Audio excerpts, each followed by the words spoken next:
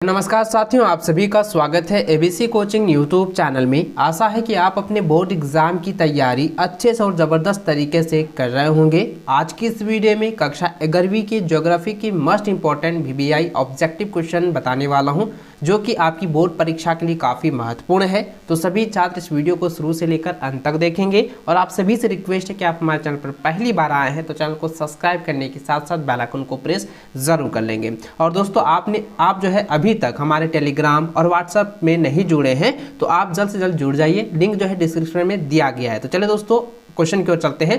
तो देखिए दोस्तों, सबसे पहला क्वेश्चन जो है आप हमारे स्क्रीन पर देख पा रहे हैं, यहाँ पे दिया है कि इनमें से किस राज्य से कर्क रेखा गुजरती है। ये क्वेश्चन जो है काफी वीबीआई है, तो इसका आंसर हो जाएगा उत्तर प्रदेश। ठीक है, उत्तर प्रदेश से होकर जो है कर्क रेखा गुजरती है, इसको अच्छे से याद रखेंगे।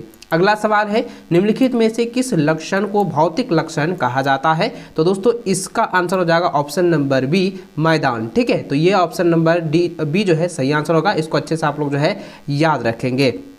देखिए अगला सवाल है कि निम्नलिखित में से पृथ्वी के किस भाग में घनत्व सर्वाधिक होता है। तो इसका आंसर हो जाएगा ऑप्शन नंबर डी, आंतरिक क्रोड में। ठीक है, यानी कि इनर कोर में जो है सबसे अधिक जो है घनत्व होता है। ठीक है, ऑप्शन नंबर डी इसका सही आंसर होगा। इसको अच्छे से आप लोग याद रखेंगे। अगला सवाल है कि चंदन वर्ण किस तरह के वर्ण के उदाहरण है। तो इसका आंसर हो जाएगा ऑप्शन नंबर सी, पर्णपाती वन। ठीक है, ऑप्शन नंबर सी इसको अच्छे से याद रखेंगे, पर्णपाती वन। जो चंदन वन जो है उसको हम लोग पर्णपाती वन भी कहते हैं। इसको आप लोग अच्छे से याद रखिएगा। इसको जो है घुमाकर भी आपको जो है एग्जाम में क्वेश्चन पूछ सकता है। ठीक है, चलिए अगला क्वेश्चन है कि विश्व का सबसे गहरा महासागर है। तो विश्व का सबसे गहरा महासागर है प्रशांत महासागर, जो कि ऑप्शन नंबर डी में दिया हुआ है। अगला सवाल है कि भूगोल पृथ्वी पर क्षेत्रीय विभिन्नताओं के विवरण तथा व्याख्या से संबंधित है, परिभाषित कीजिए। तो दोस्तों इसका आंसर हो जाएगा हैटर्न। ठीक है, ऑप्शन नंबर आपका ए जो है सही आंसर हो जाएगा, हैटनर। इसको अच्छे से आप लोग याद रखेंगे। अगला सवाल है कि उत्तरी गोलार्ध में पवनों का बाएं ओर विक्षेपण होता है। तो कब होता है तो आपको पता होगा, मैंने इसके बारे में पहले बताया था, घूर्णन के कारण होता है। ठीक है, ऑप्शन नंबर ए इसका सही आंसर होगा। अगला सवाल है कि तितली किस प्राकृतिक आपदा से संबंधित है। तो तितली जो है यह जो है चक्रवात आपदा से जो है प्रबंधित है, यानी कि संबंधित है। ठीक है, ऑप्शन नंबर बी इसका सही आंसर होगा। अगला सवाल 9वां नंबर है, जो कि आप सभी के लिए काफ़ी वीबीआई है। इनको अच्छे से आप लोग याद रखेंगे, ये रिपीटेड क्वेश्चन है। देखिए यहाँ पे सवाल ये दिया गया है कि भारत में मृदा के ऊपरी परत ह्रास का मुख्य कारण है। तो दोस्तों इसका आंसर हो जाएगा वायु अपरदन। ठीक है, ऑप्शन नंबर ए जो है इसका सही आंसर होगा। अगला सवाल है कि आपदा प्रबंधन के अंतर्गत है। तो आपदा प्रबंधन के अंतर्गत क्या आता है, ये इनमें से सभी आता है, क्योंकि निवारण, पुनर्निर्माण और पुनर्वास ये सभी जो होते हैं। ठीक है, तो इसलिए दोस्तों इसका आंसर क्या हो जाएगा, इनमें से सभी, ऑप्शन नंबर डी। ठीक है, इसको अच्छे से आप लोग याद रखेंगे। अगला सवाल है कि उत्तर भारत के मैदान में चलने वाली शुष्क और गर्म पवन कहलाती है। तो इसको हम लोग कहते हैं लू। ठीक है, ऑप्शन नंबर आपका ए जो है सही आंसर होगा। आप लोगों को सभी को पता होगा।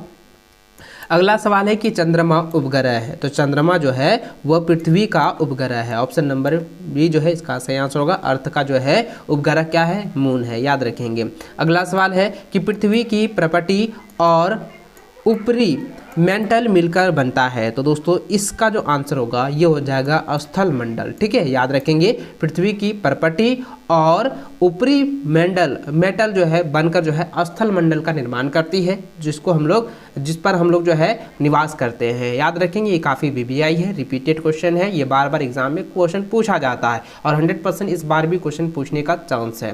तो चलिए अगला सवाल की ओर चलें। तो देखिए 14 नंबर क्वेश्चन है कि किस मृदा का निर्माण ज्वालामुखी विस्फोट से हुआ है। तो इसका आंसर हो जाएगा ऑप्शन नंबर डी, काली मृदा। ठीक है, याद रखेंगे। अगला सवाल है, निम्नलिखित में से कौन सी नदी बंगाल का शोक के नाम से जानी जाती है। तो इसका आंसर हो जाएगा ऑप्शन नंबर डी, दामोदर नदी। ठीक है, याद रखेंगे। अगला सवाल है कि जम्मू और कश्मीर की राजधानी है। तो दोस्तों ये काफ़ी वीबीआई है और लगभग सभी बच्चों को पता ही होगा कि जम्मू और कश्मीर की जो राजधानी है वो है श्रीनगर। ठीक है, याद रखेंगे, जम्मू और कश्मीर की राजधानी क्या है, श्रीनगर है। ठीक है, अगला सवाल है कि इनमें से किस नदी में मजौली द्वीप स्थित है। तो मजौली द्वीप जो है किस में है, ब्रह्मपुत्र में। ठीक है, याद रखेंगे कि ब्रह्मपुत्र नदी में जो है मजौली द्वीप जो है स्थित है। ठीक है, चलिए अगला सवाल 18 नंबर यहाँ पे क्वेश्चन दिया हुआ है कि किस अक्षांश पर जो है 21 जून की दोपहर सूर्य की किरणें सीधी पड़ती है। तो दोस्तों ये काफ़ी इंपॉर्टेंट सवाल है और काफ़ी BBI है, क्योंकि दोस्तों यह इस क्वेश्चन को जो है बार बार ये पूछा गया है और ये रिपीटेड क्वेश्चन भी है। तो दोस्तों यहाँ पे आपको याद रखना है कि 23.5 डिग्री उत्तरी अक्षांश पर जो है 21 जून को जो है दोपहर को सूर्य की किरणें जो है सीधी पड़ती है। ठीक है, यहाँ पे अक्षांश पूछा गया था, देश नहीं पूछा गया, तो यहाँ पे सिर्फ अक्षांश पूछा गया, तो आपको यहाँ पे अक्षांश में आंसर देना है कि 23.5 डिग्री उत्तरी अक्षांश। ठीक है, या ऑप्शन नंबर 20 का जो है सही आंसर होगा। अगला सवाल है कि प्रकाश संश्लेषण की प्रक्रिया के दौरान जो है, ठीक है, याद रखेंगे, प्रकाश संश्लेषण प्रक्रिया के दौरान प्रकाश की उपस्थिति में कार्बन डाइऑक्साइड जल के साथ मिलकर क्या बनाती है। तो दोस्तों यहाँ पे ध्यान दीजिएगा कि प्रकाश संश्लेषण के बारे में पूछा गया है कि प्रकाश संश्लेषण के दौरान जो है जो कार्बन डाइऑक्साइड जो होती है वो जल के साथ अभिक्रिया करने के बाद, यानी जल के साथ जो है अभिक्रिया करने के बाद वो क्या बनाता है, तो उसको हम लोग कहते हैं कार्बोहाइड्रेट। ठीक है, जो कि ऑप्शन नंबर आपका सी हो जाएगा, कार्बोहाइड्रेट्स। इसको अच्छे से आप लोग जो है याद रखेंगे। अगला सवाल देखिए, यहाँ पे पूछा गया कि परवर्तीय वर्षा होती है। तो परवर्तीय वर्षा कहाँ पर होती है, पश्चिमी घाट में। ठीक है, ऑप्शन नंबर डी इसका सही आंसर होगा। अगला सवाल है कि सूखे का कारण है। तो दोस्तों आपको पता होगा कि सूखे का कारण क्या होता है। तो आपको सभी को पता है कि यहाँ पे धरातलीय और भूमिगत जल का अधिक प्रयोग के कारण से जो है सूखे का कारण, ये सबसे बहुत ही महत्वपूर्ण है और ये घातक स्थिति होती है जब सूखे पड़ जाता है। ठीक है, चलिए ऑप्शन नंबर जो है डी इसका सही आंसर होगा 21 का। अगला सवाल देखिए 22 नंबर पूछा गया है कि निम्नलिखित में से कौन सी भूआकृति हिम नदी के कार्य से संबंधित है। तो इसका आंसर हो जाएगा ऑप्शन नंबर बी, यानी कि सर्क। ठीक है, ऑप्शन नंबर इसको अच्छे से बी याद रखेंगे, सर्क से संबंधित है। अगला सवाल है कि रसायन अपक्षय है। ठीक है, रासायनिक अपक्षय में सम्मिलित है। तो रासायनिक अपक्षय में सम्मिलित क्या है, वो है ऑक्सीकरण। ठीक है, ऑक्सीकरण जो है ये सम्मिलित है। ऑप्शन नंबर ए इसका सही आंसर होगा। अगला सवाल है 24 नंबर, यह पूछा गया कि विश्व की सर्वोच्च पर्वत चोटी, तो यानी कि विश्व की सर्वोच्च पर्वत चोटी जो है वो क्या है, माउंट एवरेस्ट है। ये तो आप लोगों को पता ही होगा। ठीक है, क्योंकि आप लोग इंटर में पढ़ रहे हैं तो आपको पता ही होगा, ये बच्चा वाला सवाल है कि माउंट एवरेस्ट जो है विश्व की सबसे बड़ी और सबसे विशाल पर्वत चोटी है। ठीक है, याद रखेंगे माउंट चोटी। तो ऑप्शन नंबर जो है सी इसका सही आंसर होगा 24 का। अगला क्वेश्चन जो आपका 25 नंबर है, काफी BBI है, इसको अच्छे से ध्यान देंगे। यहाँ पे लिखा है कि कौन सा चट्टान गर्म द्रव में ठंडा होने वाला है।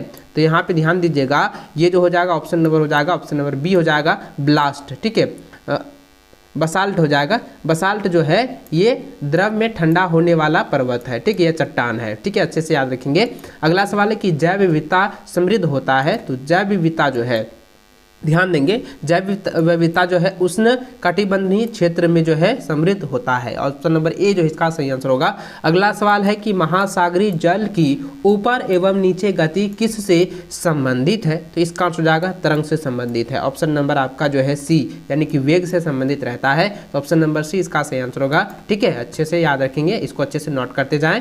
अगला सवाल है कि निम्नलिखित में से वह प्रक्रिया कौन सी है। ध्यान दीजिएगा, यहाँ पे पूछा गया है कि निम्नलिखित में से वह प्रक्रिया कौन सी है जिसके द्वारा जल द्रव से ठोस में बदल जाती है। ये तो साइंस का सवाल है और ये आप लोगों को भली भांति पता होगा इसका आंसर। ठीक है, तो नीचे कमेंट करके जरूर बताएंगे और मैं इसका आंसर बताता हूँ। इसका आंसर होता है संघनन। ठीक है, क्योंकि संघनन में जो है जल जो है द्रव से ठोस में बदल जाती है, ये सीधी प्रक्रिया होती है। इसको अच्छे से आप लोग याद रखेंगे, संघनन। ऑप्शन नंबर डी जो है इसका सही आंसर होगा। अगला सवाल है कि मानव जीवन के लिए सबसे अधिक महत्वपूर्ण परत है। तो दोस्तों इसका आंसर जाएगा क्षोभ मंडल। ठीक है, ऑप्शन नंबर बी इसका सही आंसर होगा। अगला सवाल है कि अंडमान और निकोबार को कौन सा जल क्षेत्र अलग करता है। तो दोस्तों इसका आंसर जाएगा option number B 10 degree channel. ठीक है, ऑप्शन नंबर बी इसका सही आंसर होगा। इसको अच्छे से आप लोग जो है कॉपी में नोट कर लीजिए और परीक्षा से पहले अच्छे से याद कर लीजिएगा। अगला सवाल है कि इनमें से कौन सा रूपांतरित चट्टान है। तो दोस्तों इसका आंसर हो जाएगा ऑप्शन नंबर बी हीरा, यानी कि डायमंड जो है ये रूपांतरित जो है चट्टान में से एक है। ठीक है, ऑप्शन नंबर बी हीरा जो है इसका सही आंसर होगा। अगला सवाल 32 नंबर यहाँ पे पूछा गया है कि इनमें से कौन सा ग्रीन हाउस गैस है। तो दोस्तों इसका जो आंसर होगा ये हो जाएगा ऑप्शन नंबर सी मीथेन। ठीक है, याद रखेंगे।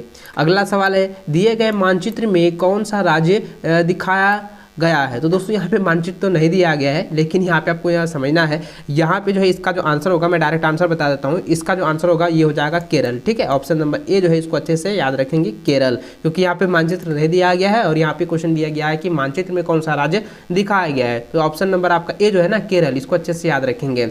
अगला सवाल 34 नंबर दिया गया है कि भारत के रेखांकित मानचित्र पर कौन से जीव मंडल निचय क्षेत्र दर्शाया गया है। तो इसका आंसर हो जाएगा ऑप्शन नंबर सी हो जाएगा सुंदरवन। ठीक है, याद रखेंगे।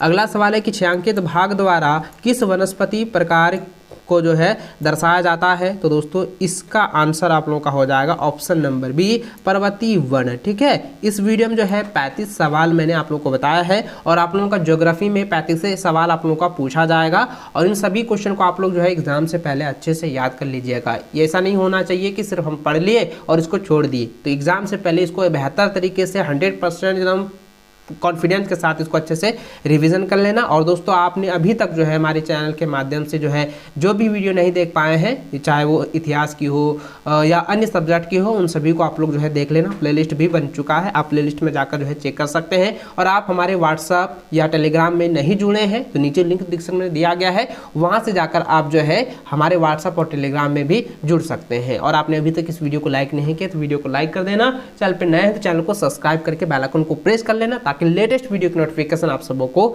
मिल सके। वीडियो को अंत तक देखने के लिए बहुत बहुत धन्यवाद। जय हिंद, वंदे मातरम।